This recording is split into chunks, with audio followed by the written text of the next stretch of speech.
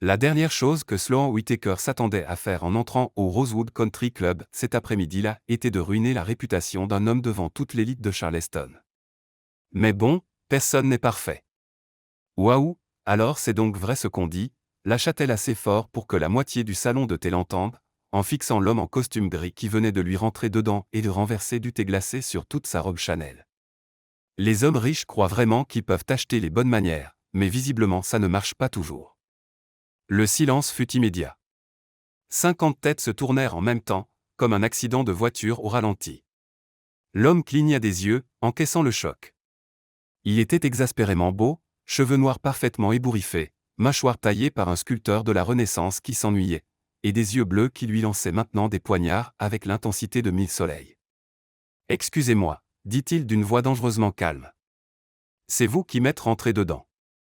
Sloan articula chaque mot comme si elle s'adressait à un enfant particulièrement lent. Du thé coulait encore de sa robe, formant une flaque pathétique à ses pieds. Et vous n'avez même pas eu la décence de vous excuser. Typique. Elle leva la main, sentant l'adrénaline du décalage horaire et des 48 dernières heures sans sommeil.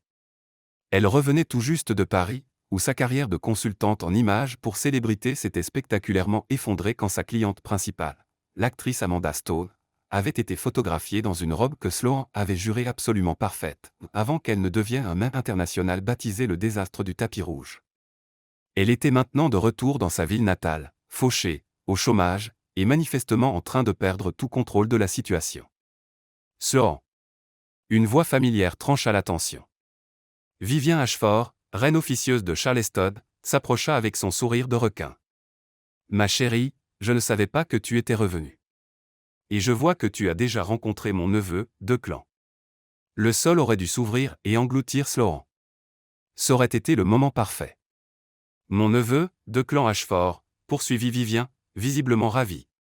PDG d'Ashford Capital, tout juste rentré de Londres.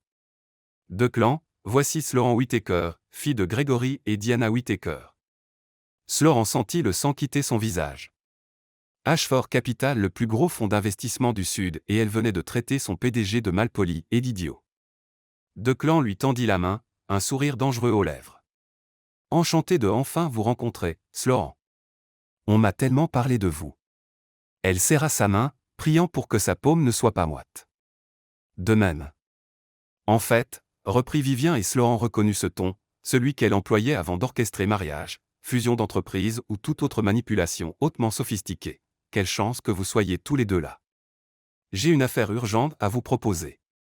Suivez-moi. 5 minutes plus tard, Sloan était assise dans le bureau privé de Vivian, Declan occupant le fauteuil à côté d'elle, arborant toujours ce sourire exaspérant.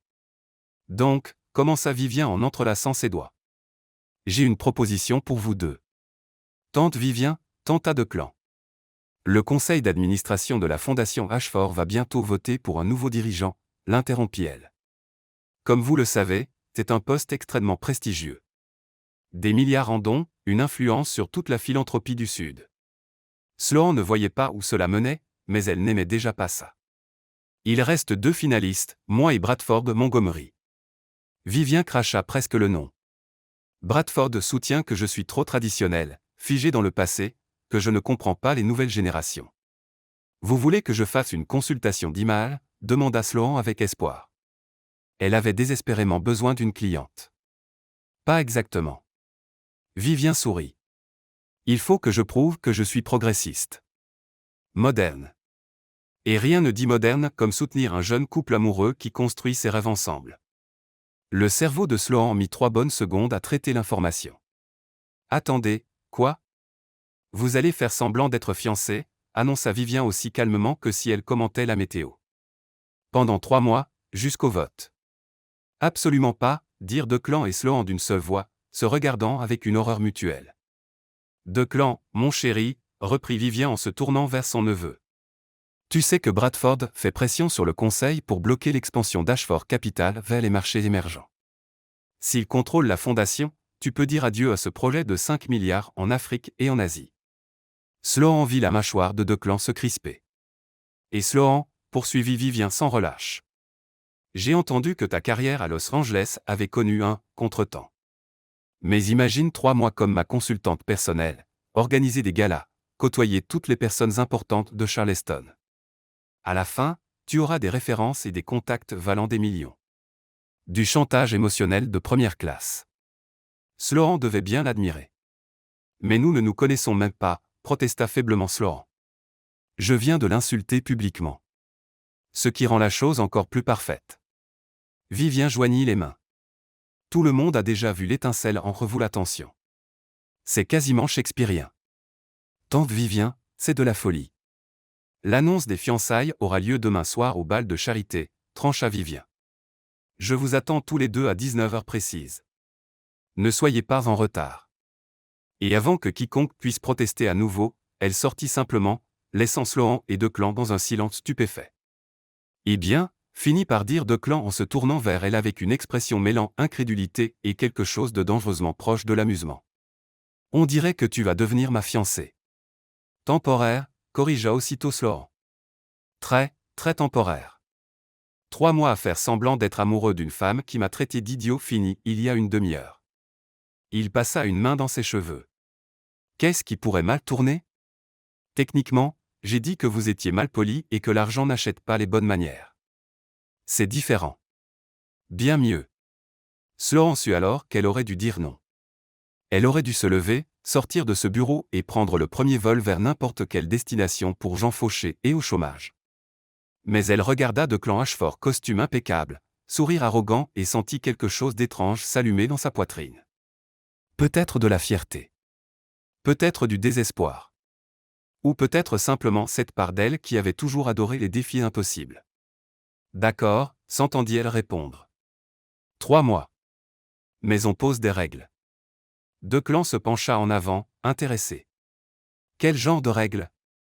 Pas de vrais baisers, pas de contacts inutiles, et surtout pas de vrais sentiments. De vrais sentiments, répéta-t-il comme si l'idée était hilarante. Avec vous? Impossible. Parfait, alors on est d'accord. Il tendit la main.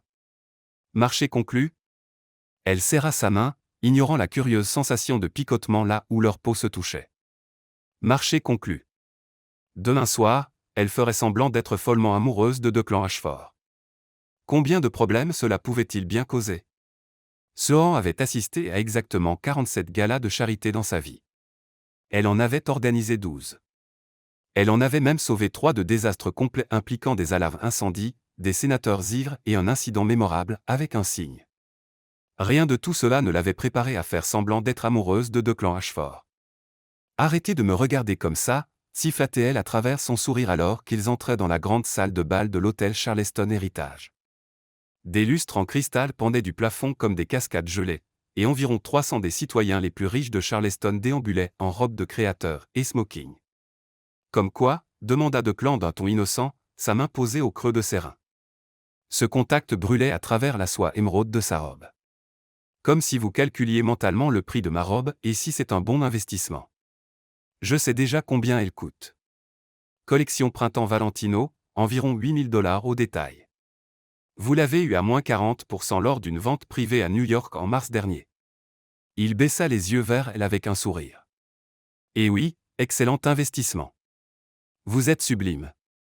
Le cerveau de Sloan court-circuita pendant exactement 2 secondes. Comment savez-vous? Je fais attention. Sa voix descendit d'une octave. Maintenant arrêtez de me fusiller du regard comme si j'étais l'ennemi. On est censé être follement amoureux, vous vous souvenez? Je révise mes règles. Nouvelle règle, pas de compliments. Trop tard.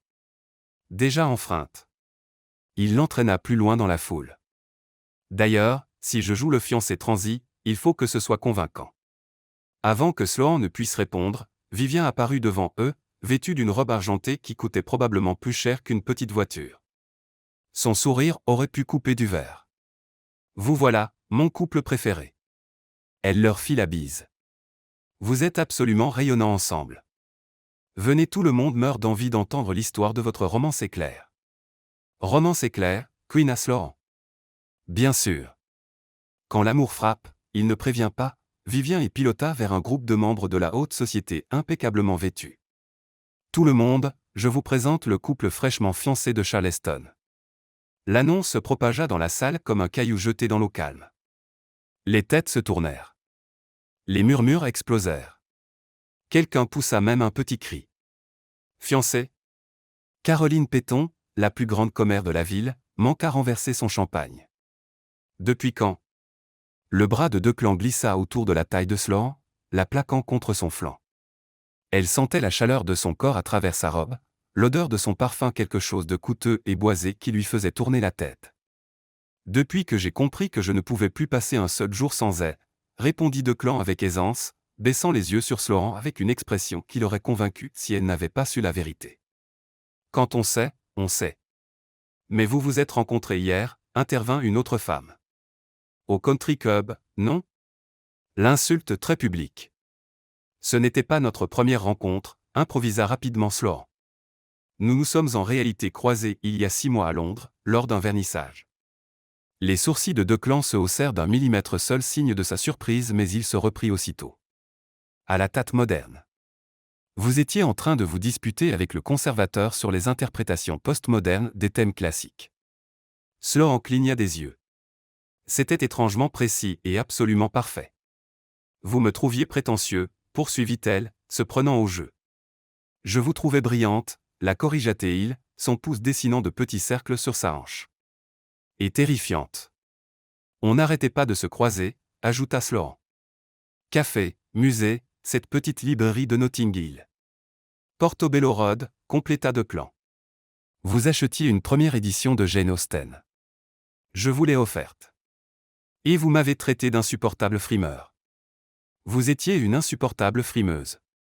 Ils étaient si proches maintenant que Sloan distinguait les éclats verts dans ses yeux bleus.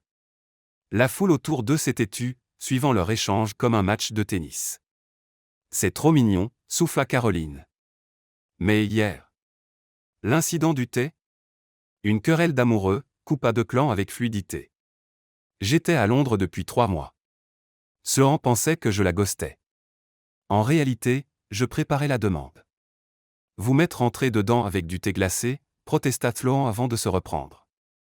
C'est vrai. Follement amoureux. Mais j'ai peut-être surréagi. Vous m'avez traité de riche mal élevé qui ne peut pas acheter les bonnes manières. J'étais blessée, dit-elle. Et étrangement, ça sonnait presque vrai. Vous aviez disparu pendant des mois sans explication. L'expression de Declan changea, quelque chose de sincère passa sur son visage. J'aurais dû appeler. Je suis désolé.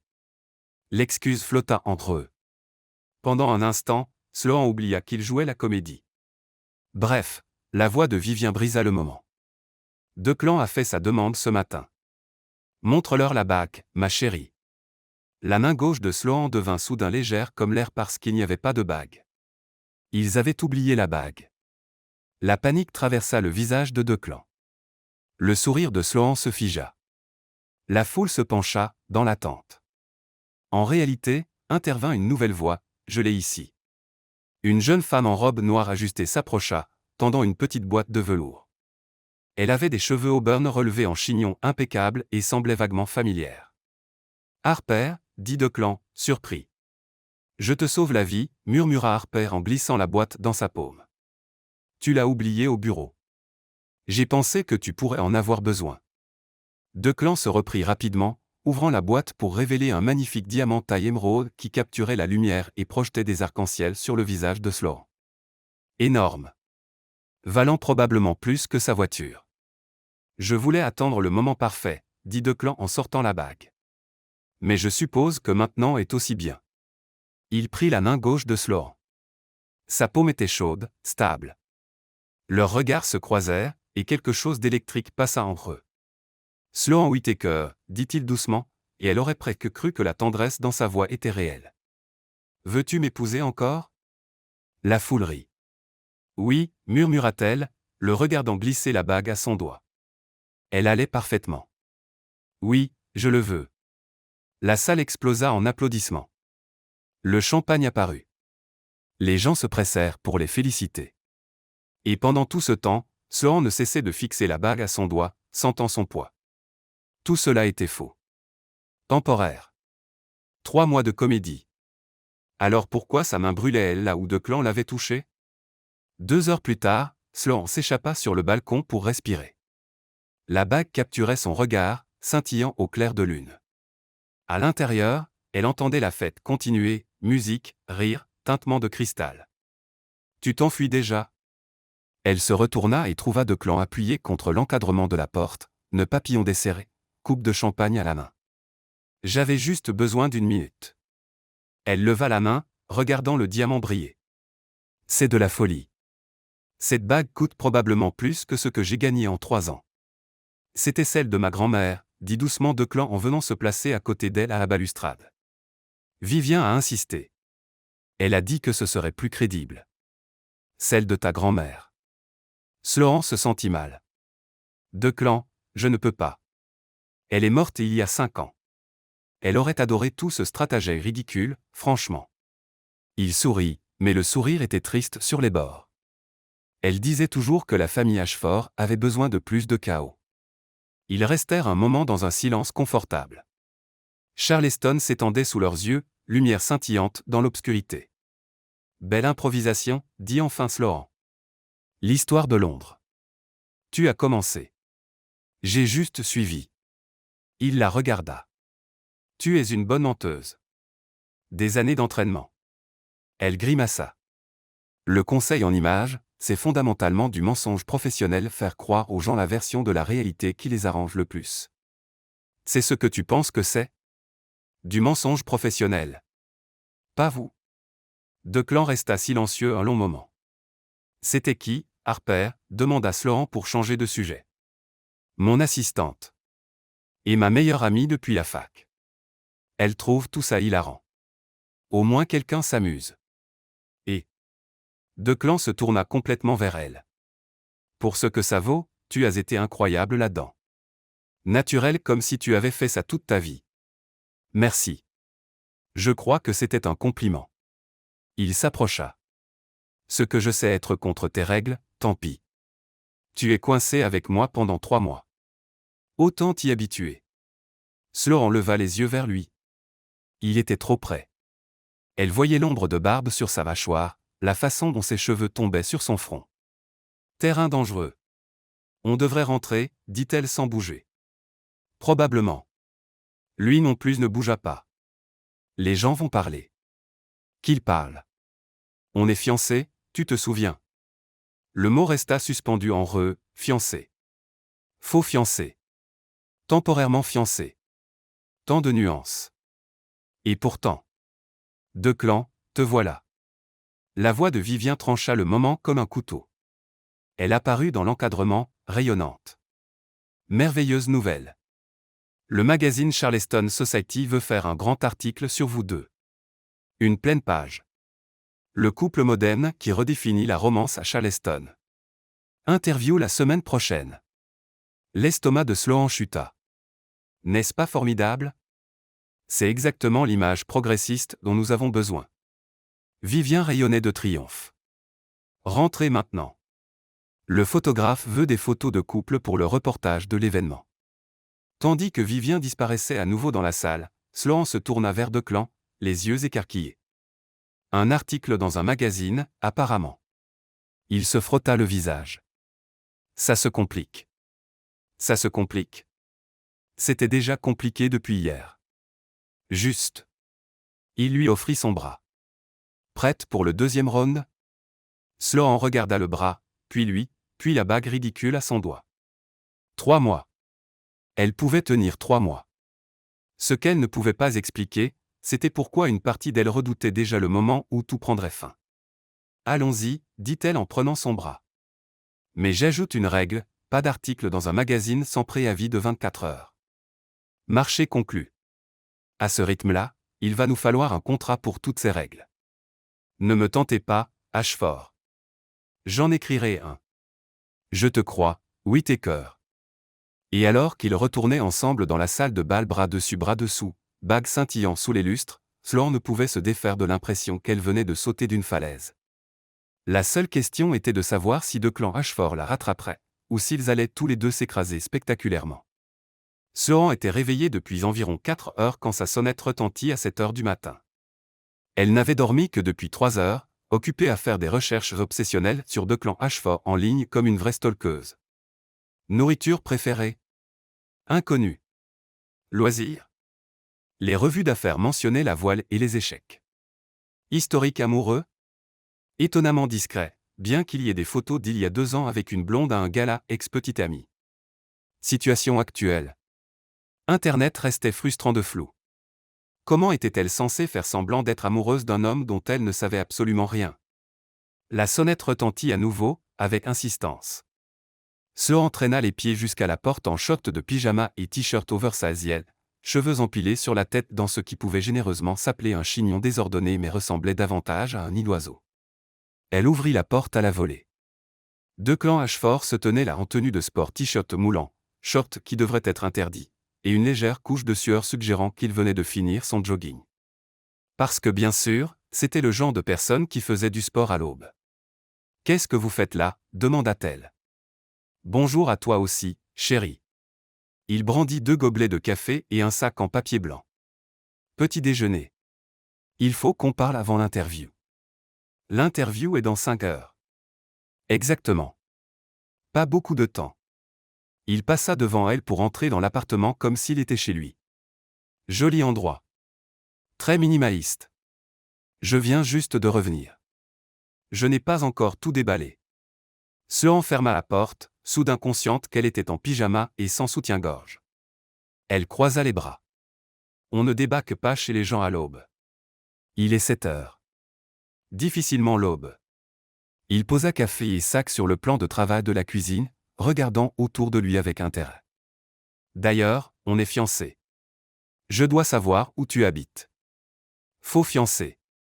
Le magazine ne le sait pas. Il sortit un café et le lui tendit. Latte vanille, dose supplémentaire, sans mousse. Je suis proche. Sloan le fixa. Comment avez-vous? Tu en as commandé un au country club avant de m'insulter. Son sourire était exaspérément satisfait. Je fais attention, tu te souviens? Elle prit le café, détestant qu'il soit parfait. Bon. De quoi devons-nous parler? De tout. Declan sortit son téléphone, ouvrant ce qui ressemblait à un document. Harper nous a fait une anti-sèche. Les faits de base que nous devons tous les deux connaître. Date d'anniversaire? Il tapa. 15 mars. La mienne, le 2 octobre. Deuxième prénom? Catherine. Toi? James. Encore du tapotement. Frère et sœur?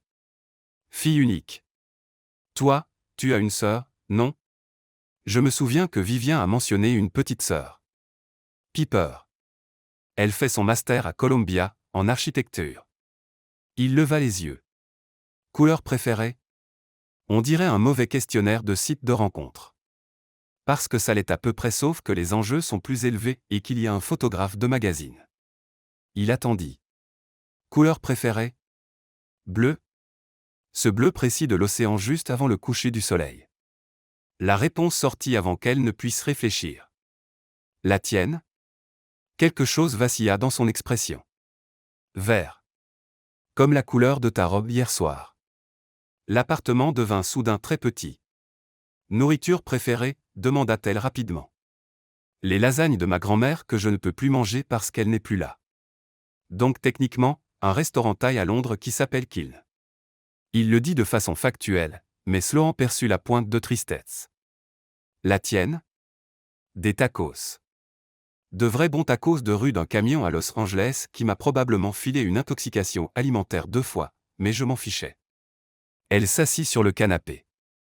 Quoi d'autre sur la liste de Harper? Declan la rejoignit, gardant une distance respectable. Histoire du premier baiser, premier rendez-vous, comment j'ai fait ma demande, ce sur quoi on se dispute, les petites manies qui nous agacent, les projets d'avenir. C'est beaucoup. On a 5 heures. Il sortit un croissant du sac, le cassa en 2 et lui en tendit un morceau. On devrait commencer par la demande, vu qu'on a un peu sauté cette étape publiquement. Tu as fait ta demande à Londres, improvisa Sloan, après qu'on s'est disputé parce que tu avais disparu. Où à Londres? Elle mordit dans le croissant pour gagner du temps. Primrose, île au coucher du soleil. Trop cliché. Declan secoua la tête. Et si c'était à la British Library? Tu y étais pour faire des recherches pour une cliente. Je t'ai pisté. Je t'ai trouvé dans la salle de lecture, entouré de livres. Sloan sentit quelque chose de chaud éclore dans sa poitrine. C'est vraiment bien trouvé. Je me suis mis à genoux entre les rayonnages. Très discret. Très intime. Tu t'es mise à pleurer et tu m'as dit que je ruinais tes recherches, mais tu as dit oui quand même. Finalement, sourit-il, après m'avoir fait mariner 5 minutes. Ça te ressemble? Parfait. Elle sortit son téléphone pour prendre des notes. Premier rendez-vous, ce café à Notting Hill. On s'est disputé sur le fait de savoir si l'intelligence artificielle allait remplacer la créativité humaine. Moi j'ai dit non. Toi oui. Évidemment. Je suis un homme de finance, et toi une consultante en images qui croit aux connexions humaines. Sloan commençait à prendre plaisir au jeu. On a parlé pendant 4 heures. Tu as pris 3 espressos, et j'ai dû physiquement t'empêcher d'en commander un 4e. J'étais nerveux. L'expression de Declan s'adoucit. Moi aussi. Ils se regardèrent fixement. Pendant un instant, Sloan oublia qu'ils inventaient tout ça. Premier baiser, demanda-t-elle, la voix plus basse qu'elle ne l'aurait voulu. Ce soir-là. Je t'ai raccompagné à ton hôtel le Millestone à Kensington. Il pleuvait évidemment, c'est Londres. On s'est retrouvés sous l'auvent. Tu grelottais. La voix de Declan était descendue d'un ton. Je t'ai donné ma veste. Grand classique. Tu t'es moqué de moi parce que j'étais si galant évidemment. Et ensuite. Ensuite je t'ai embrassé. Il regardait maintenant sa bouche. Et tu m'as rendu mon baiser. L'air entre eux crépitait. Le cœur de Sloan battait si fort qu'elle était sûre qu'il l'entendait. Son alarme de téléphone retentit, brisant le moment. Préparation d'interview, hein? Elle sauta sur ses pieds. Je devrais m'habiller. Le photographe arrive dans 4 heures. Il faut encore coordonner nos tenues. Sloan. Elle se retourna. Tu te débrouilles très bien, dit doucement Declan. C'est bizarre et compliqué, mais tu gères comme une pro. Des années de faire semblant jusqu'à ce que ça devienne vrai. Peut-être. Il se leva, prenant son café. Mais je ne pense pas que tu fasses autant semblant que tu le crois. Avant qu'elle ne puisse analyser ça, il se dirigea vers la porte. Declan. Il se retourna. Cette histoire, la demande à la British Library, c'était. Elle chercha ses mots. Vraiment romantique. Son sourire fut cette fois sincère, aucune trace de son habituel rictus. Bien. C'est un peu le but. Après son départ, Sloan resta planté dans son appartement, son café à la main, fixant la bague à son doigt. Tout ça était censé être simple, 3 mois de comédie, 0 sentiment. Alors pourquoi cette histoire semblait-elle plus vraie que la moitié des vraies relations qu'elle avait eues? 4 heures plus tard, l'appartement de Sloan s'était transformé en plateau de tournage. L'équipe du magazine Charleston Society était arrivée avec matériel d'éclairage, fond, et assez de produits de coiffure pour ouvrir un salon. Plus de lumière naturelle, dirigeait la photographe, une femme énergique nommée Jules, son assistante. On veut de l'authentique, pas du mis en scène. Sloan croisa le regard de Declan à l'autre bout de la pièce et y vit son propre amusement reflété. L'ironie de mettre en scène des photos pour qu'elles paraissent naturelles dans une relation entièrement mise en scène ne leur échappait ni à l'un ni à l'autre. D'accord, les tourtereaux. Jules frappa dans ses mains. On commence par des photos détendues sur le canapé, juste des câlins, trop mignons. Sloan s'installa sur le canapé. Declan s'assit à côté d'elle et, après une seconde d'hésitation, l'attira contre lui. Elle s'emboîtait parfaitement, la tête juste sous son épaule. Plus près, ordonna Jules. Vous êtes fiancés, pas des inconnus dans le bus. Le bras de Declan se resserra autour d'elle. Sloan sentait son cœur battre à travers sa chemise régulier, calme. Comment faisait-il pour être si calme? Sloan, touche son visage comme si tu allais l'embrasser. Sa main remonta vers sa mâchoire. Le léger picotement de sa barbe contre sa paume. Les yeux de Declan rencontrèrent les siens, quelque chose d'indéchiffrable dans leur profondeur. Parfait. Gardez ça. Clic, clic. Clic. Maintenant Declan murmure quelque chose à son oreille, quelque chose qui la fasse rire. Il se pencha, son souffle chaud contre son oreille. J'ajoute une nouvelle règle, pas de séance photo gênante sans préavis. Sloan éclata de rire, lui donnant une tape sur le torse. L'appareil captura tout. Génial. Encore. Jules était au paradis. Maintenant la cuisine très domestique, en train de préparer le petit déjeuner ensemble. 20 minutes et plusieurs clichés candides plus tard, ils avaient parcouru toutes les pièces, Sloan juché sur le plan de travail de la cuisine pendant que Declan se tenait entre ses jambes, tous deux tenant des tasses de café et faisant semblant de discuter. Sloan assise à son bureau pendant que Declan lisait par-dessus son épaule, tous les deux sur le petit balcon, les bras de Declan autour d'elle par derrière tandis qu'il regardait la ville. Cette dernière photo semblait trop vraie. Son menton reposait sur le sommet de sa tête. Ses mains croisées sur son ventre. Si elle fermait les yeux, elle pourrait presque y croire. Dernière prise, annonça Jules. La chambre. Les yeux de Sloan s'ouvrirent en grand. La chambre ? Juste assis sur le lit tout à fait innocent. On veut montrer l'intimité, pas. Jules se reprit. Vous savez, c'est un magazine familial. 5 minutes plus tard, Sloan était assise sur son lit en pull crème et jean, regardant Declan s'installer à côté d'elle. L'équipe lumière avait ouvert les rideaux, laissant le soleil de l'après-midi inonder la couette blanche. Détendez-vous, dit Jules. Parlez-vous. Oubliez qu'on est là. Bien sûr. Oubliez les 5 personnes qui les regardaient. Facile. C'est la chose la plus bizarre que j'ai jamais faite, murmura Sloan. Vraiment ? La main de Declan trouva la sienne sur le lit. Plus bizarre que de m'insulter dans un country club ? Ça, c'était naturel. Aïe. Tu sais ce que je veux dire. Elle jeta un œil à leurs mains entrelacées. Quand avait-il fait ça ? C'est juste, intime. On est censé se marier. Faux mariage. Ils ne le savent pas, il serra sa main. D'ailleurs, tu l'assures. Tu as été parfaite toute la journée. Sloan, regarde Declan, appela Jules, comme s'il venait de dire quelque chose de gentil. Elle se tourna et le trouva déjà en train de la regarder. L'expression sur son visage lui coupa le souffle. Quoi, murmura-t-elle. Rien. Je me disais juste à quel point tu es convaincante. Toi non plus tu n'es pas mal. L'appareil cliqua. Aucun des deux ne bougea. Tu sais ce qui est dingue, dit doucement Declan. Ça ne paraît pas aussi faux que ça le devrait. Le cœur de Sloan en manqua un battement. Dan, magnifique. On l'a. La voix de Jules brisa le moment. C'est dans la boîte, tout le monde. L'équipe commença à ranger. Sloan fit mine de se lever, mais la main de Declan serra la sienne. Dîne avec moi ce soir, dit-il. On vient de passer 6 heures ensemble. Vrai dîner. Pas pour la fausse fiancée. Juste nous, pour apprendre à nous connaître vu qu'on est coincés ensemble dans ce bazar. C'était une très mauvaise idée. Ajouter de vrais rencarts à une fausse relation, c'était demander les ennuis. D'accord, s'entendit-elle répondre. Oui. Mais quelque part décontracté. J'ai eu ma dose de mise en scène pour aujourd'hui. Son sourire valait tout. Je connais l'endroit parfait. 3 heures plus tard, Sloan se tenait devant Caisse BBQ, un boui-boui à la lisière du centre-ville qui semblait là depuis la guerre de sécession. Ce n'était absolument pas l'endroit où elle s'attendait à ce que Declan Ashford, PDG et homme du monde, l'emmène.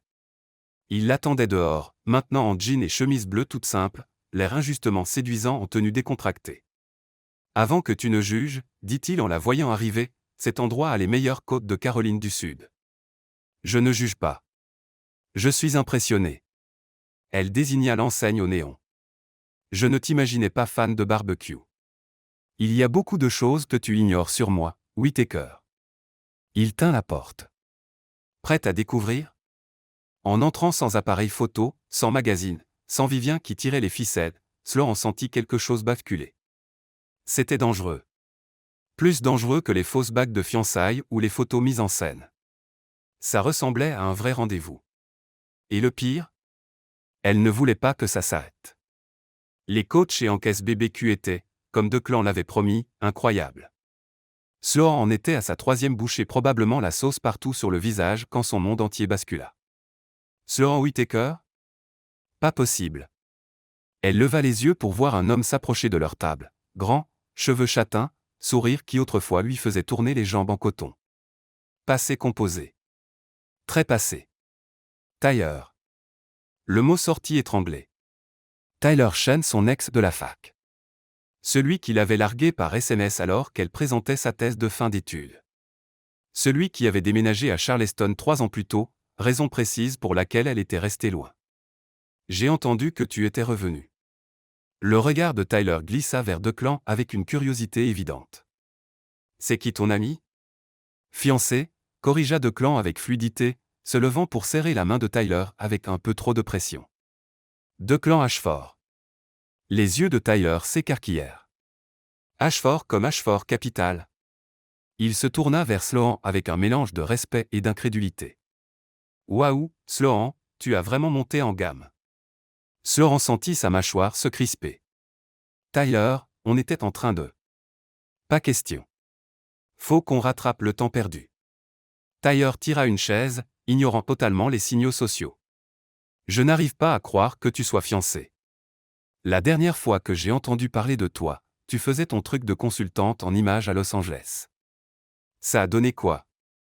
La question tomba comme une gifle. Il savait. Évidemment qu'il savait. Le désastre du tapis rouge avait fait le tour du monde. Ça s'est bien passé, répondit Sloan d'une voix tendue. J'ai décidé de rentrer à la maison. Ouais. Ouais.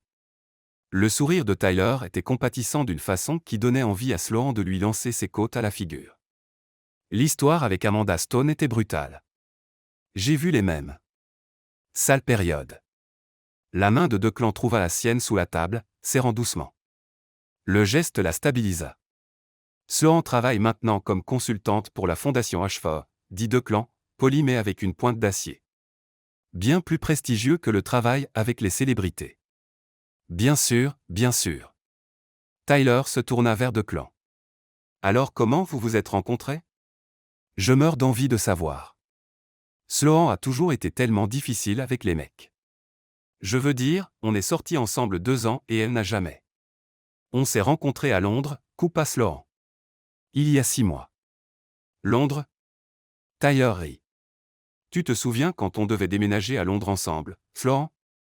Après le diplôme, avant que tu ne sois tellement obsédé par ta carrière que tu aies oublié, tu sais, tout le reste. L'allusion était claire, avant que tu ne deviennes trop ambitieuse, trop difficile, trop tout. Tyler, la voix de Declan était devenue glaciale. Je suis sûr que tu as mieux à faire ailleurs. En fait, je rejoins quelqu'un. Tyler se leva, manifestement imperméable à l'attention. Mais, on devrait dîner tous ensemble un de ces jours. Ma copine adorerait vous rencontrer. Elle est médecin très brillante. On regardera nos agendas, répondit Sloan à plat. Après le départ enfin de Tyler, Sloan fixa son assiette, l'appétit complètement envolé. Quel insupportable! Commença Declan. Non, elle posa sa fourchette. Ne dis rien. Il n'a pas le droit de parler de Los Angeles comme ça ou de sous-entendre que tu. J'ai dit non. Sloan attrapa son sac. J'ai besoin d'air. Elle était dehors avant que Declan ne puisse répondre, aspirant de grandes bouffées d'air du soir. La rue était calme hormis la circulation au loin et les bruits étouffés du restaurant. Sloan. Declan apparut à ses côtés. Parle-moi. Il n'y a rien à dire. Ce type était un parfait. Il avait raison. Les mots explosèrent hors d'elle. Los Angeles a été un désastre. J'ai échoué spectaculairement devant des millions de gens. Et oui, j'étais trop concentré sur ma carrière. C'est pour ça que toutes mes relations ont explosé en vol. Ce n'est pas. Tu ne me connais pas, Declan. Elle pivota pour lui faire face. On se connaît depuis 3 jours. On joue la comédie. Ça. Elle désigna l'espace en re. N'est pas réel. Alors arrête de faire comme si tu devais défendre mon honneur ou je ne sais quoi. Sa mâchoire se crispa. D'accord. Tu as raison. Je ne te connais pas. Mais je sais que ce type était un abruti, et tu mérites mieux que quelqu'un qui te donne l'impression d'être petite. Ça venant de l'homme qui me paye pour être sa fausse fiancée. Les mots restèrent suspendus comme du poison. L'expression de Declan se ferma. Exact. J'avais oublié que ce n'était qu'une transaction professionnelle pour toi. Ce n'est pas ce que je voulais dire. Non, c'est bon. Frontière claire. C'est ce que tu voulais, non? Il sortit son portefeuille, jeta des billets sur la table extérieure. Rendez-vous demain à la réunion de la fondation, 9 heures. Ne sois pas en retard. Il partit avant qu'elle ne puisse répondre. Sean resta sur le trottoir à le regarder s'éloigner et sentit quelque chose se fendre dans sa poitrine. Elle ne dormit pas cette nuit-là. À 3 heures du matin, elle se gavait de glace en goguelant, comment s'excuser d'avoir été une parfaite idiote, quand son téléphone sonna. Le nom de Harper clignota sur l'écran. « Allô, tu as merdé », dit Harper sans préambule. En beauté. « Comment tu ? Declan m'a appelé. Il fait ça quand il est contrarié généralement en réorganisant tout son bureau à minuit. » Bruit de frappe sur clavier. « Alors, tu veux me raconter ce qui s'est passé ?» Sloan se surprit à tout déballer, Tyler, les remarques sur Los Angeles, son explosion contre Declan. « Et maintenant il pense que je me sers juste de lui », conclut-elle misérablement. « Ce n'est pas le cas. » Sloan s'arrêta. « Je ne sais plus. Voici ce que tu dois comprendre sur Declan. Sa dernière copine, Victoria, est restée 18 mois avec lui. Il s'est avéré qu'elle n'était intéressée que par ses relations. Elle s'est servie de lui pour lancer sa galerie d'art, puis l'a largué la semaine suivant l'ouverture. Il a découvert qu'elle le trompait depuis 6 mois. Sloan se sentit mal. Il te l'a dit. Je suis sa meilleure amie. J'étais là pour les retomber. La voix de Harper s'adoucit. Il est prudent depuis. Il garde les gens à distance. Mais avec toi, je le vois plus détendu en 3 jours que pendant 2 ans. Même si ça a commencé comme du faux, ça ne l'est plus. Pas pour lui. Harper. Répare ça, Sloan. Avant la réunion de demain. Parce que si tu arrives et que tu fais comme si de rien n'était, il va se fermer complètement, et tu perdras quelque chose de vrai avant même de réaliser que tu l'avais. Après avoir raccroché, Sloan fixa son téléphone. Puis elle regarda la bague à son doigt, la bague de la grand-mère de Declan, et sut ce qu'elle avait à faire. À 6 heures du matin, Sloan se tenait devant le siège d'Ashford Capital. Le bâtiment était sombre sauf une lumière au dernier étage. Elle utilisa le badge invité que Harper lui avait mystérieusement envoyé 20 minutes plus tôt et prit l'ascenseur jusqu'à la suite exécutive. Le bureau de Declan était exactement comme elle l'imaginait, baies vitrées du sol au plafond donnant sur Charleston, mobilier épuré, et dossiers rangés avec une précision militaire. Il était assis à son bureau, encore dans les vêtements de la veille, entouré de tableaux Excel. « Comment es-tu entré ?» Il ne leva pas les yeux. « Harper. Traîtresse. Elle tient à toi. » Sloan avança dans le bureau. « On peut parler. » Rien à dire. Tu as été clair. J'avais tort. Ça attira enfin son attention. Il leva les yeux, l'épuisement visible. J'ai paniqué, poursuivit Sloan. Tyler qui débarque, qui ressort toute cette histoire de Los Angeles et de ma carrière, ça a touché toutes mes insécurités, et je t'ai fait payer. Tu as dit que ce n'était pas réel. Je mentais. L'aveu lui donna l'impression de sauter d'une falaise. Peut-être qu'au début c'était juste professionnel. Mais quelque part entre l'histoire de la fausse demande et le fait que tu te souviennes de mon café préféré et la façon dont tu m'as défendu face à Tyler même quand j'étais insupportable, ça a cessé d'être faux. En tout cas pour moi.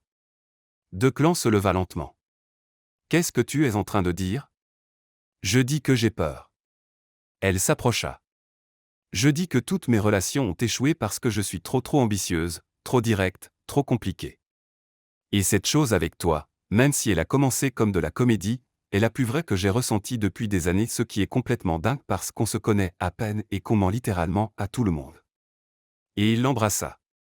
Pas le faux baiser de l'annonce au bal. Un vrai baiser, ses mains encadrant son visage, ses doigts à elle agrippant sa chemise, tous les deux désespérés, honnêtes et totalement présents. Quand ils se séparèrent enfin, à bout de souffle, Declan posa son front contre le sien. « Tu n'es pas trop », murmura-t-il. « Tu es tout. » Sloan sentit les larmes monter. C'est tellement bête. On se connaît depuis 3 jours, 4 jours et alors ? Il sourit ce vrai sourire qu'elle commençait à désirer. On trouvera au fur et à mesure. Mais les fausses fiançailles deviennent une vraie relation. Il replaça une mèche derrière son oreille. Si tu veux. Je veux. Elle l'embrassa encore, plus doucement. Mais Declan. Oui. On ne peut encore rien dire à personne. Vivien, le vote de la fondation, l'article du magazine. Si les gens découvrent qu'on n'était pas vraiment fiancés dès le début. Je sais, soupira-t-il. 3 mois de mensonges, comme convenu. Mais au moins maintenant on ment sur les dates, pas sur ça. Il la serra plus fort. Ça. Nous.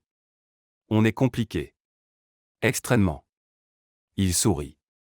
Mais ça t'a déjà arrêté ? À 8h45, ils arrivèrent ensemble à la réunion de la fondation couple fiancé parfaitement professionnel et tendrement affectueux. Mais quand Vivien annonça qu'ils avaient été invités à l'émission matinale Charleston Living la semaine prochaine, et que le membre du conseil à côté de Sloan murmura « Vous êtes trop mignons tous les deux », Sloan sentit la main de Declan serrer la sienne sous la table. Parce que maintenant il ne mentait plus seulement pour protéger un accord commercial. Il mentait pour protéger quelque chose de vrai.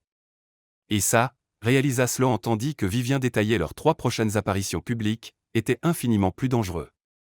Après la réunion, alors qu'il marchait vers le parking, Declan l'attira dans un coin tranquille. « Au fait, dit-il, j'ajoute une nouvelle règle. Ah. Quand on est seul, plus de comédie. » Il embrassa son front. Marché conclu. Marché conclu.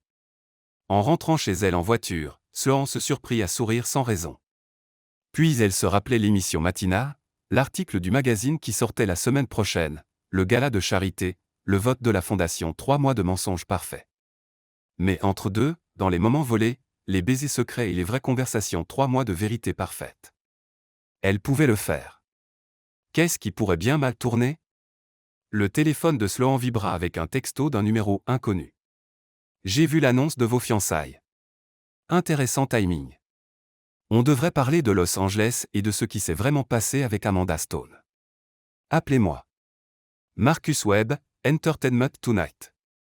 Sloan fixa le message, le sang glacé. Marcus Webb, le journaliste, qui essayait de l'interviewer depuis des mois sur le désastre du tapis rouge. Celui qui creusait pour savoir si c'était vraiment une erreur de style ou quelque chose de plus délibéré. Souviens-toi, murmura Sloan alors qu'ils étaient dans la loge de l'émission Charleston Living, on s'est rencontrés à Londres, 6 mois de relation. Tu as fait ta demande à la British Library. Je connais l'histoire. Declan ajusta sa cravate, l'air injustement calme pour quelqu'un sur le point de mentir en direct à la télévision. On l'a répété 17 fois 18. Et il faut synchroniser notre langage corporel. Les couples ensemble depuis des mois ont des tics physiques. Sloan. Il prit sa main, arrêtant son agitation nerveuse. Respire. On gère. Elle voulait le croire. Vraiment. Mais le texto de Marcus Webb 3 jours plus tôt tournait en boucle dans sa tête. Elle n'y avait pas répondu, n'en avait pas parlé à Declan, et la culpabilité la rongeait. 5 minutes, passa une assistante de production la tête dans la loge. Vous passez juste après le cours de cuisine. À peine parti, le téléphone de Sloan vibra. Nouveau message de Marcus. En route pour Charleston. Ce serait dommage que votre histoire de fiançailles se complique. Café demain ? M. Tout va bien ? Demanda Declan. Impec. Le mensonge avait un goût amer. Juste Harper qui nous souhaite bonne chance. Avant qu'il ne puisse répondre, l'assistante revint. C'est à vous. Le plateau de Charleston Living était d'une gaieté agressive, canapé jaune vif, plantes artificielles, et une animatrice nommée Britney Chen dont le sourire aurait pu alimenter une petite ville. Et nous revoilà, lança Britney à la caméra avec un grand sourire.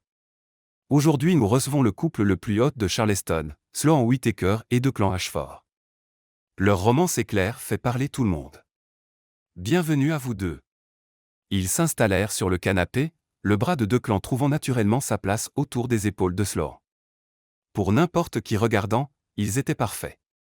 Alors dites-nous, Britney se pencha en avant d'un air conspirateur, comment vous êtes-vous rencontrés ? À Londres, dirent-ils en même temps, puis rirent. Sloan devait admettre qu'ils étaient bons. Declan poursuivit, il y a 6 mois. J'étais là pour affaires. Elle conseillait une cliente. On n'arrêtait pas de se croiser. Ça ressemblait au destin. Sloan rajouta, parvenant à paraître nostalgique plutôt que terrifié, et Declan, tu as fait ta demande dans une bibliothèque. C'est tellement romantique et inattendu. Sloan adore les livres.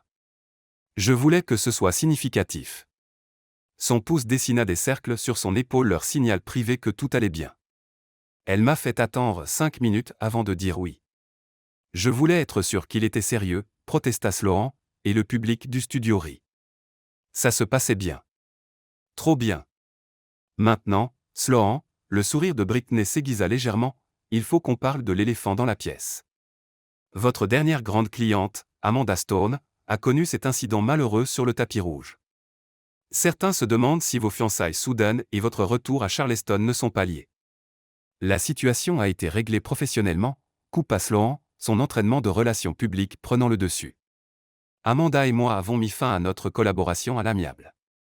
Ma décision de rentrer à Charleston concernait la proximité avec ma famille. Elle regarda Declan. Et suivre mon cœur. Mon Dieu, à propos de suivre son cœur, poursuivit Britney, nous avons une surprise pour vous.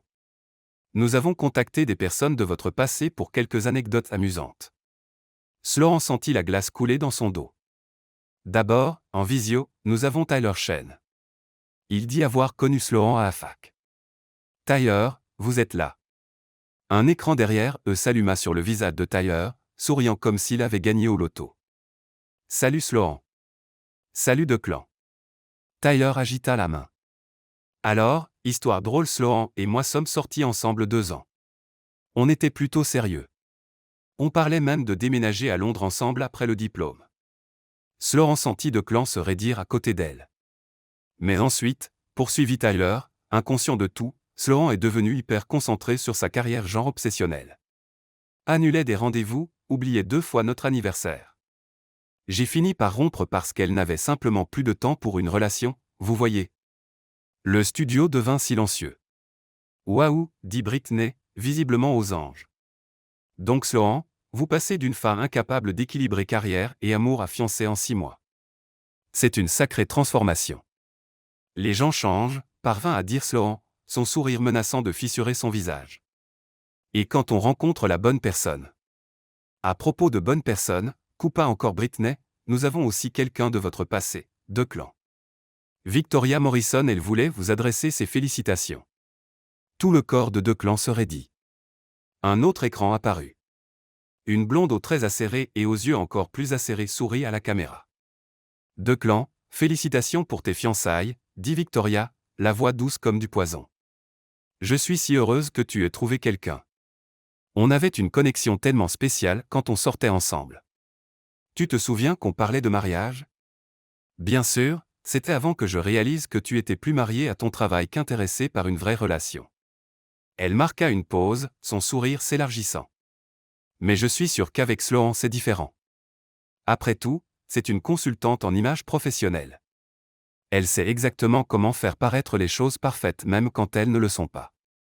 Bonne chance à vous deux. L'écran s'éteignit.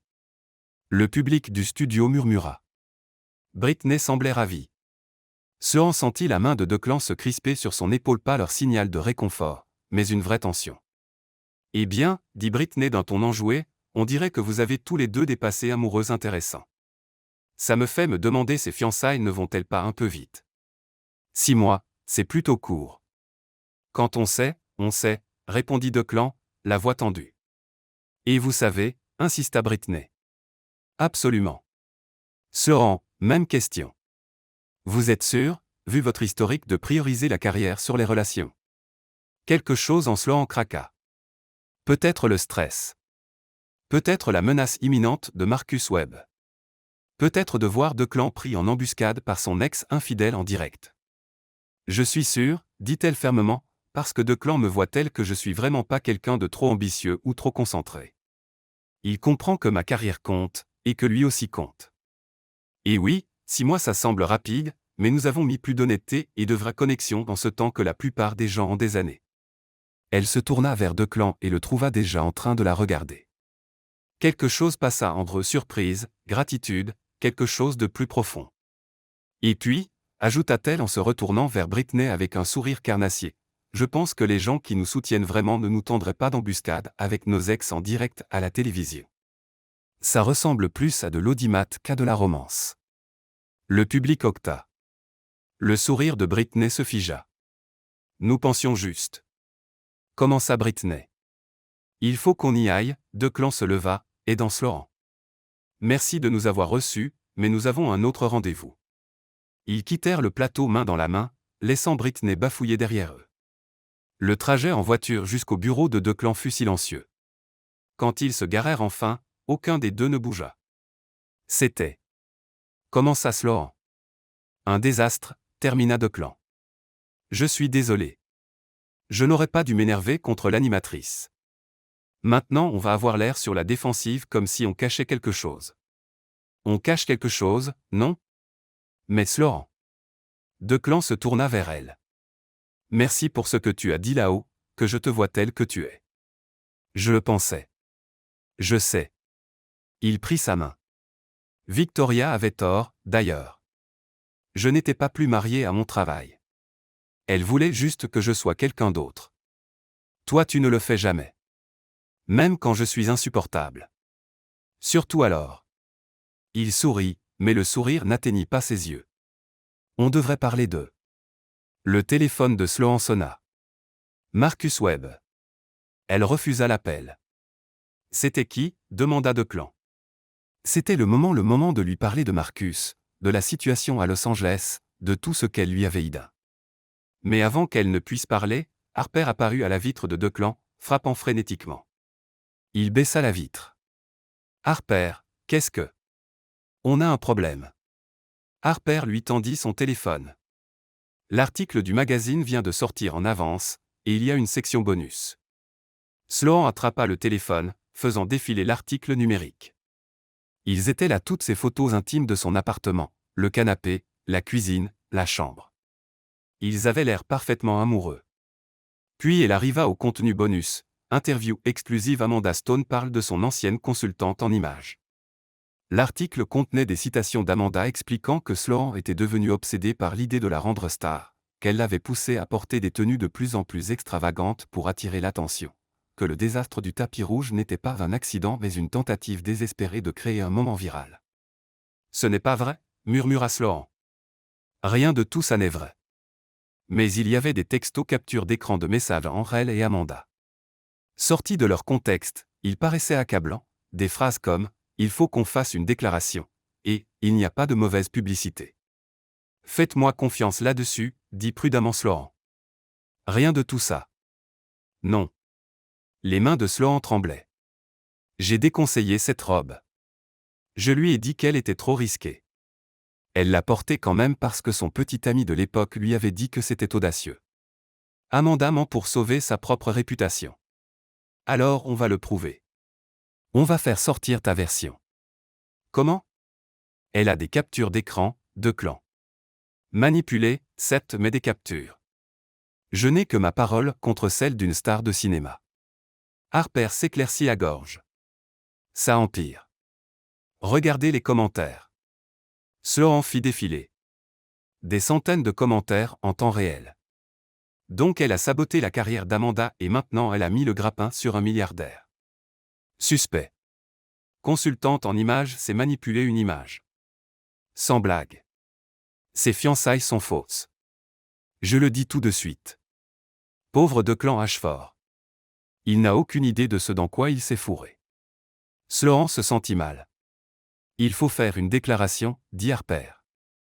Contrôlez le récit avant. Avant quoi? Une nouvelle voix traversa le parking.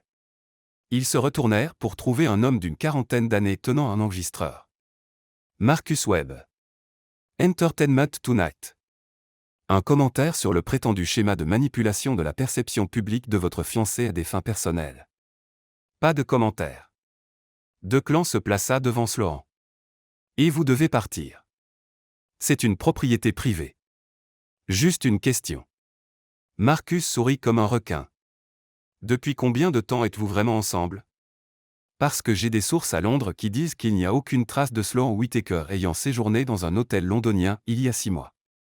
En fait, elle n'a pas mis les pieds à Londres depuis 3 ans. Le parking devint silencieux. Sortez, dit Declan, la voix mortellement calme. Je prends ça pour une confirmation. Marcus recula, continuant d'enregistrer. Attendez-vous à une suite ce soir. L'Amérique mérite de savoir si le couple en or de Charleston est bâti sur des mensonges. Après son départ, tous les trois restèrent figés. C'est fini, dit doucement Sloan. Il faut arrêter. Dire la vérité avant qu'il ne le fasse. Non. Declan se tourna vers elle. On va trouver une solution ensemble. Declan, il sait qu'on ment. Les registres d'hôtel, la chronologie, il va tout révéler. Le vote de la fondation de ta tante, l'expansion de ton entreprise, ma réputation déjà détruite. Je me fiche de tout ça. Tu devrais. Sloan s'écarta. C'est exactement ce dont j'avais peur, m'approcher de quelqu'un, qu'il voit le vrai bazar qu'est ma vie, et regarder ça le détruire aussi. Tu n'es pas un bazar. Je suis littéralement accusé d'avoir saboté la carrière d'une cliente et de fausses fiançailles. Je suis la définition du bazar. Alors, on va réparer. Comment? Elle rit un son amer. Comment réparer quoi que ce soit? Declan ouvrit la bouche, puis la referma. Pour la première fois depuis qu'elle le connaissait, il semblait perdu. Le téléphone de Harper vibra, puis vibra encore et encore. L'histoire est sortie, dit-elle doucement. Marcus a publié en avance. C'est partout. Sloan sortit son téléphone. Le titre lui donna la nausée. Fausse fiançailles. Des sources mettent en doute la chronologie du couple Ashford-Whittaker. En dessous, des photos d'eux au bal de charité, à la séance photo du magazine L'air parfait, amoureux et complètement, totalement faux. Il faut que j'y aille, dit Sloan en se dirigeant vers sa voiture. Sloan, attends. Je suis désolé, Declan. Pour tout ça. Tu mérites mieux que. Sa voix se brisa. Mieux que moi. Elle monta en voiture et partit avant qu'il ne puisse voir ses larmes. À 23 heures, Sloan était assise dans son appartement plongé dans le noir, téléphone éteint, fixant la bague de la grand-mère de Declan à son doigt. On frappa à sa porte. Elle savait qui c'était avant même d'ouvrir. Declan se tenait là, toujours en costume de l'émission matinale, l'air épuisé et déterminé. Avant que tu ne dises quoi que ce soit, commença-t-il, je sais que tu penses me protéger. Je sais que tu penses que ton bazar va détruire tout ce pour quoi j'ai travaillé, et peut-être que tu as raison. Peut-être que Marcus publie son article et que le vote de la fondation va à Bradford et que mon expansion tombe à l'eau et qu'on a tous les deux l'air idiots. Il s'approcha. Mais voici ce que je sais avec certitude, je m'en fiche. Je me fiche de tout ça si ça signifie te perdre. Declan. Il y a 3 jours tu m'as dit que ça avait cessé d'être faux. Tu avais raison. Quelque part entre tes insultes épouvantables et les commandes de café parfaites et la façon dont tu m'as défendu en direct à la télé, je suis tombé amoureux de toi. De la vraie toi. Bazar compris. Sloan sentit les larmes couler sur ses joues. On se connaît depuis 1 semaine. 8 jours. Et je n'ai jamais été aussi sûr de quoi que ce soit. Il prit son visage entre ses mains, essuyant ses larmes avec ses pouces. Voilà ce qu'on va faire demain, on convoque une conférence de presse. On va dire la vérité. Toute la vérité. Comment Vivien nous a forcés à faire ça? Comment ça a commencé comme du faux? Comment c'est devenu vrai? Il sourit. Et ensuite on assumera les conséquences ensemble. Tu vas tout perdre. Je te perdrai si on continue à mentir. Il embrassa son front. C'est pire. Sloan regarda cet homme qui avait fait irruption dans sa vie 1 semaine plus tôt, cet homme impossible, exaspérant, parfait, qui était prêt à brûler tout son monde pour elle. D'accord, murmura-t-elle. Demain on dit la vérité. Toute. Toute. Il la serra dans ses bras, et pour la première fois depuis des jours, Sloan eut l'impression de pouvoir respirer. Demain ils affronteraient les conséquences. Ce soir ils savaient l'un l'autre. Et peut-être, juste peut-être, que ça suffirait. La salle de conférence d'Ashford Capital n'avait jamais paru si petite. Sloan se tenait à la fenêtre, regardant les camionnettes de presse se garer dans le parking en bas. Il était 8h47. La conférence de presse était prévue à 9h13 avant qu'elle et Declan ne détruisent tout. Doute de dernière minute? Harper apparut à côté d'elle, 2 cafés à la main. Doute de la 100e minute. Sloan prit le café avec gratitude. Il est prêt. Il est prêt depuis minuit. C'est toi qui m'inquiète. Avant que Sloan ne puisse répondre, la porte s'ouvrit. Vivien entra comme une tornade en tailleur-pantalon bleu marine et expression capable de geler la lave. Absolument pas. Declan la suivit, l'air épuisé mais déterminé. Tante Vivien. Ne m'appelle pas tante Vivien. Elle se tourna vers Sloan. Cette conférence de presse, cette confession, c'est un suicide professionnel pour vous deux. On le sait, répondit doucement Sloan. Alors pourquoi? Vivien s'arrêta, les dévisageant. Ses yeux se plissèrent. Oh. Oh non. Vous êtes vraiment tombé amoureux. Le silence fut une réponse suffisante. Eh bien. Vivien s'assit lourdement. C'est embêtant. Le vote de la fondation est demain, dit Declan. Si on ne passe pas aux aveux maintenant, Marcus Webb publie son exposé quand même. Au moins là, on contrôle le récit. Contrôler? Vivien rit sèchement. Mon chéri, dès l'instant où vous admettez que ces fiançailles étaient fausses, vous perdez tout contrôle. Bradford gagne. Votre expansion meurt. Et Sloan. Elle se tourna vers elle, tu ne retravailleras plus jamais dans le conseil en images. Qui fait confiance à quelqu'un qui n'arrive même pas à gérer sa propre image? Chaque mot tombait comme un coup. Mais Sloan avait passé toute la nuit à s'y préparer. Vous avez raison, dit-elle. Je ne retravaillerai probablement plus jamais dans ce milieu. Mais je préfère être honnête et au chômage que continuer à mentir et me perdre complètement. Comme c'est noble. La voix de Vivien dégoulinait de sarcasme. Et qu'en est-il de Declan? Il perd des milliards à cause de vos principes. Je perds des milliards si je la perds elle, répondit simplement Declan. L'argent, je peux le regagner. Mais Sloan. Il la regarda, il n'y en a qu'une. Quelque chose vacilla sur le visage de Vivien surprise, peut-être même respect. Vous êtes tous les deux des idiots, conclut-elle enfin.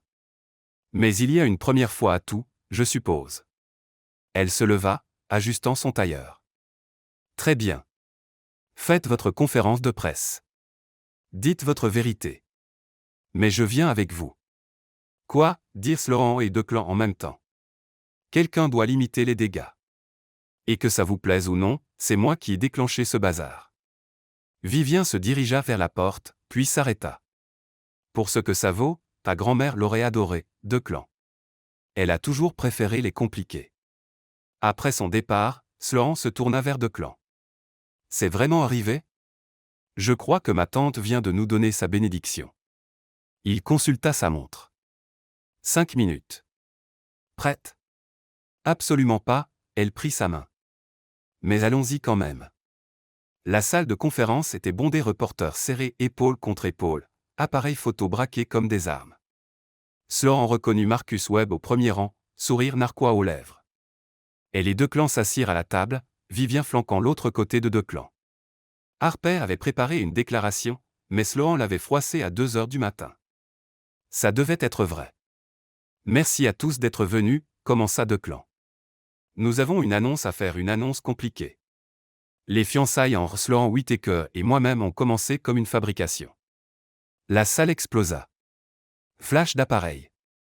Reporter criant des questions. Cependant, Declan haussa la voix, laissez-moi expliquer. Il raconta l'histoire, la demande de Vivien, la politique de la fondation, l'accord de 3 mois. La foule écoutait, captivée. Nous étions censés faire semblant pendant 3 mois, poursuivit Declan, assister à des événements, sourire devant les appareils, puis mettre fin discrètement à tout après le vote. Mais quelque chose d'inattendu s'est produit. Sloan prit le relais. Nous avons appris à vraiment nous connaître les vraies versions, pas les versions publiques polies. J'ai appris que Sloan réorganise tout son appartement à 3 heures du matin quand elle est stressée, dit Declan. Et malgré tout, sourit Sloan, qu'elle pleure devant les films d'animation mais fait semblant du contraire. Qu'elle prend son café avec une dose supplémentaire parce qu'elle fonctionne toujours avec 4 heures de sommeil et de la pure détermination. J'ai appris que Declan joue aux échecs contre lui-même quand il est anxieux, ajouta Sloan. Qu'il va sur la tombe de sa grand-mère tous les dimanches. Qu'il retient tous les petits détails sur les gens parce qu'il fait vraiment attention, pas parce qu'il cherche à les manipuler. Ils se regardèrent, et la salle disparut. Donc oui, reprit Declan en se tournant vers les caméras, les fiançailles ont commencé comme du faux. Mais quelque part entre les mensonges, nous sommes tombés amoureux pour de vrai. Ce qui n'excuse pas la tromperie, ajouta rapidement Sloan. Nous avons menti au public, au conseil de la fondation, à tout le monde et nous en sommes désolés. Marcus Webb se leva. Madame Whittaker, qu'en est-il des accusations d'Amanda Stone selon lesquelles vous auriez saboté sa carrière? Sloan redoutait cette question. Les accusations d'Amanda sont partiellement vraies. J'ai bien poussé pour des choix de mode qui attiraient l'attention, mais je n'ai jamais suggéré cette robe précise. En fait, elle sortit son téléphone, j'ai des emails de cette nuit-là où je la suppliais de ne pas la porter. Elle a choisi de le faire quand même parce que son petit ami de l'époque l'avait convaincu que c'était audacieux. Elle projeta les emails sur l'écran derrière eux horodaté, clair, accablant. J'ai échoué avec Amanda, poursuivit Sloan. Pas en la sabotant, mais en ne la protégeant pas de ses propres mauvais choix. J'étais tellement concentré à en faire une star que je n'ai pas vu qu'elle s'entourait de gens qui donnaient de très mauvais conseils. C'est ma faute. Marcus se rassit, désarçonné. Un autre reporter se leva. Monsieur Ashford, et le vote de la Fondation. Cette confession ne garantit-elle pas la victoire de Bradford de Montgomery? Probablement, admit Declan. Mais je préfère perdre avec intégrité que gagner avec des mensonges même si ça me coûte des milliards. Mais alors? La salle devint silencieuse. Vivien se pencha vers le micro. Si je peux me permettre, c'est moi qui ai forcé ces deux-là à accepter cet arrangement. J'étais tellement concentré sur la victoire que je n'ai pas considéré le prix. Declan et Sloan ont fait des erreurs, oui, mais ils sont là maintenant, disant la vérité alors qu'ils auraient pu continuer à mentir. Elle se leva, regardant droit vers les caméras. Cela demande plus de courage que je n'en ai montré. C'est pourquoi, avec effet immédiat, je retire ma candidature à la direction de la Fondation. Bradford peut l'avoir. La salle explosa à nouveau. Tante Vivien. Commença Declan. Ne discute pas, elle sourit sincèrement cette fois. D'ailleurs, je prends ma retraite. Peut-être que je vais faire du jardinage ou du poker en ligne. Je n'ai pas encore décidé. Tandis que les reporters criaient leurs questions, Sloan sentit la main de Declan trouver la sienne sous la table. Eh bien, murmura-t-il, on l'a fait. On a tout détruit. Ça fait du bien, non? Et d'une certaine façon, de manière impossible, Sloan rit. Les retombées furent immédiates et brutales. À midi, Fausses fiançailles était tendance nationale.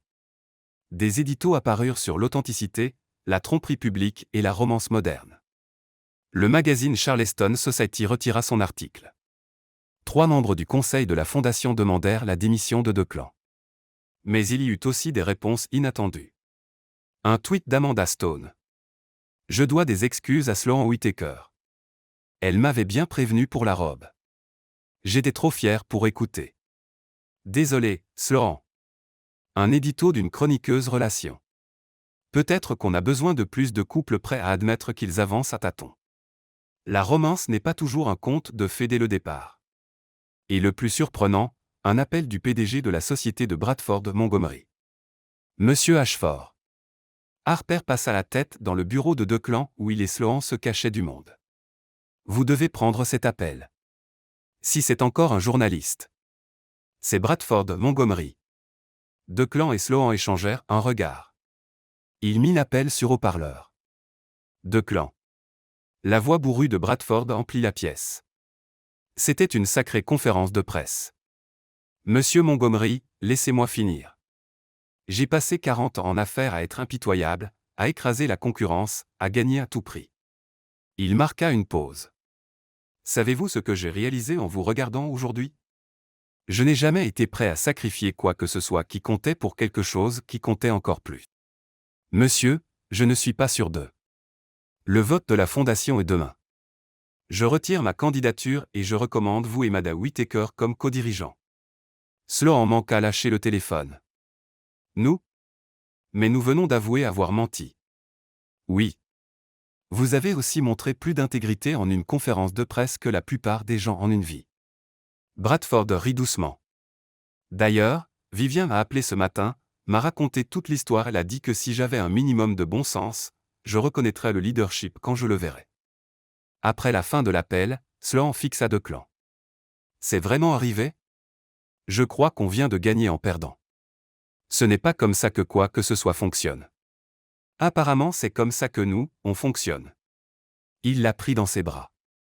On est un désastre. Le pire. Elle l'embrassa. Tu crois qu'on arrivera un jour à faire les choses normalement? Aucune chance. 3 semaines plus tard, Sloan se tenait au siège de la fondation Ashford, maintenant officiellement codirectrice aux côtés de Declan. L'ironie ne lui échappait pas. Ils avaient obtenu ce que Vivien voulait, juste pas de la façon prévue. Prête? Declan apparut à côté d'elle, 2 cafés à la main. Leur premier événement officiel de la fondation avait lieu ce soir-là, un gala pour annoncer leur direction et les nouvelles initiatives. Tout le monde allait regarder, juger, attendre qu'ils échouent.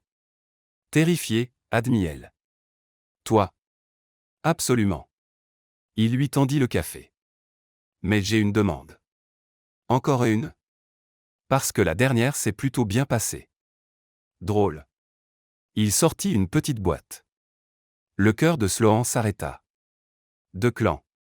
Avant que tu paniques, ce n'est pas la bague de ma grand-mère. Tu la rends à ma sœur. Il ouvrit la boîte révélant une simple alliance en argent avec un petit émeraude. Celle-ci est neuve. La nôtre. Declan, ça ne fait qu'un mois qu'on est ensemble. Un vrai mois, pas si faux mois. Je sais. Il prit sa main. C'est pourquoi je ne demande pas en mariage. Je propose qu'on continue à découvrir ça ensemble, un jour à la fois, un café à la fois, un désastre à la fois. Ce n'est pas une demande. C'est juste sortir ensemble. Exactement. Il glissa la bague à son doigt droit. Mais avec de plus jolis bijoux. Sloan regarda la bague, puis lui. Tu es impossible. Tu es compliqué. On est un bazar. Le meilleur genre. Il embrassa son front. Alors ça marche. Pourquoi? Une romance qui mijote doucement. Une vraie relation honnête. Sans fausse chronologie ni histoire fabriquée. Terrifiant, je sais. Elle l'embrassa long, doux et vrai. Ça marche. Le gala ce soir-là fut tout ce que l'annonce de leur fiançailles au bal n'avait pas été. Honnête, simple, vrai.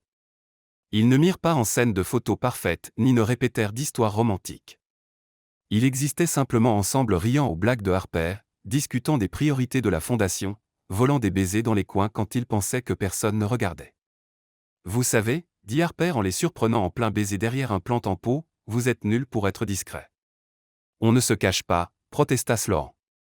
On est juste dégoûtant d'amour, sourit Harper. Ouais, je sais. C'est en fait plutôt mignon maintenant qu'on ne ment plus. Après le départ de Harper, Sloan se tourna vers Declan. On est dégoûtant d'amour. Probablement. Il replaça une mèche derrière son oreille. Ça te va? C'est terrifiant. Le meilleur genre de terrifiant. Absolument le meilleur. De l'autre bout de la salle, Vivien les observait, champagne à la main. Une jeune femme s'approcha. Piper, la sœur de Declan, rentrée de l'école d'architecture. Ils vont bien ensemble, observa Piper. Contre toute attente. Vivien leva son verre. Aux désastres qui finissent par marcher. Aux bazars qui deviennent des chefs-d'œuvre, ajouta Piper. Elles trinquèrent tandis que Sloan et Declan sortaient de leur cachette, mains entrelacées, riant de quelque chose de privé et parfait. 6 mois plus tard, vrai mois, documenté et réel, Sloan était assise dans le café de Charleston qui était devenu hors endroit. Pas Londres. Nulle part de faux. Ici, réel. L'heure. Declan glissa sur la banquette en face d'elle, 2 lattes à la main. Vanille, dose supplémentaire, sans mousse. Il annonça. Tu me connais si bien. Elle prit la tasse, puis remarqua la petite boîte à côté. Declan. Avant que tu paniques encore, ce n'est pas une demande. Pas encore. Il ouvrit la boîte révélant une clé. C'est la clé de mon appartement. Parce que tu y passes déjà 5 nuits par semaine, et ta brosse à dents mérite une maison permanente. Sloan sentit les larmes monter. C'est la chose la plus romantique que tu aies jamais dite. Vraiment? Plus romantique que l'histoire de la British Library qu'on a inventée. Tellement plus. Elle prit la clé. Ça veut dire que je dois te donner une clé de chez moi. Non. J'en ai déjà fait faire une copie il y a 3 semaines. Tu as quoi? Je plaisante. Il leva les mains en riant.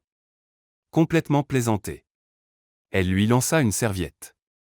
C'était ridicule, vrai et parfaitement imparfait. Et, Sloan. Oui.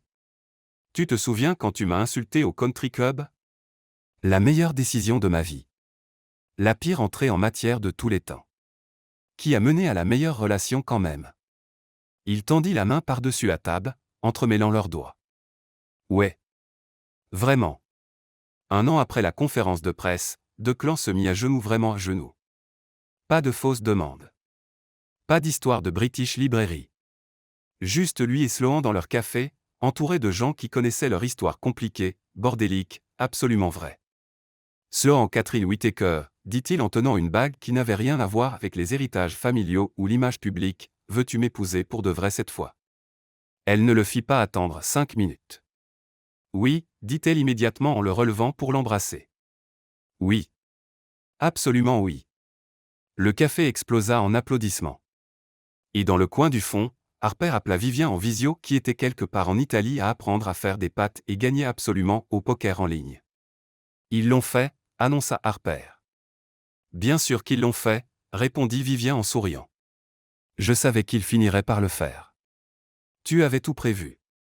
J'avais prévu de fausses fiançailles. Ils ont fait le reste. Vivien leva son verre de vin vers l'écran. À l'amour jeune et au désastre qui refuse de rester faux. Épilogue. Magazine Charleston Society, 1 an plus tard. Du faux à l'éternel, l'histoire d'amour Ashford Whittaker. Quand Sloan Whittaker et Declan Ashford ont avoué que leur fiançailles avait commencé comme un arrangement publicitaire, le monde s'attendait à un scandale. Au lieu de cela, ils nous ont offert quelque chose de mieux, la preuve que le véritable amour ne suit pas de scénario. Aujourd'hui, en tant que co-directeur de la Fondation Ashford, ils ont révolutionné la philanthropie à Charleston. Leur fondation finance des programmes artistiques pour les communautés défavorisées, des bourses pour les entrepreneuses, et un programme de bourse portant le nom de la grand-mère de Declan. Mais peut-être leur plus grande réussite est d'avoir montré que l'authenticité bordélique, compliquée, imparfaite bat la perfection de contes de fées à tous les coups. Quand on leur demande quels conseils ils donneraient aux couples qui commencent, Sloan rit. Commencez par l'honnêteté. Nous on a fait l'inverse et on a failli tout détruire. Mais on a trouvé la solution, ajoute Declan en regardant sa fiancée maintenant épouse avec une adoration indéniable. Un désastre à la fois. Et n'est-ce pas ça, l'amour finalement? Se choisir l'un l'autre à travers chaque désastre, chaque bazar, chaque moment imparfait. Félicitations au couple préféré de Charleston. Que votre mariage soit aussi réel, honnête et magnifiquement chaotique que le chemin qui vous y a mené. Fin.